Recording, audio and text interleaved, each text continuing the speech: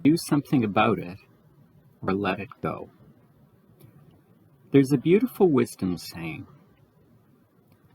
the hardest decisions we will ever have to make in our lives is whether to stay or to go. About a year ago, I launched an online business. This great adventure gave me the opportunity to explore various ways of advertising my products online. One of the ways that was presented to me was through Google. Google will gladly advertise and promote your products online so long as you comply with their merchant policies. So shortly after signing up for Google to advertise and promote my products online, I was informed by Google that my merchant account had been suspended because my products did not comply with their policies.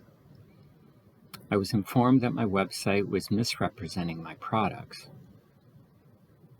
But I was not provided with any further detail as to what this misrepresentation was.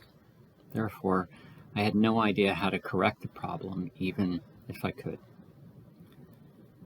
I spent a few days trying to communicate with Google about the issue, asking for clarification about my account suspension, but Google did not respond to any of my communication. So, I was left with a choice. A, do I do something about this and take on Google? Or B, do I let this go? A part of me wanted to take on Google. A part of me was offended at the suggestion or accusation that I was misrepresenting my products. I take a great pride in the products I sell, and I took great care in how the products were described and presented on my website. For someone to suggest I was misrepresenting my products really took me by surprise, and I was frustrated that Google had made a decision to suspend my account without any warning and or any suggestions on how to make any necessary changes in order to comply.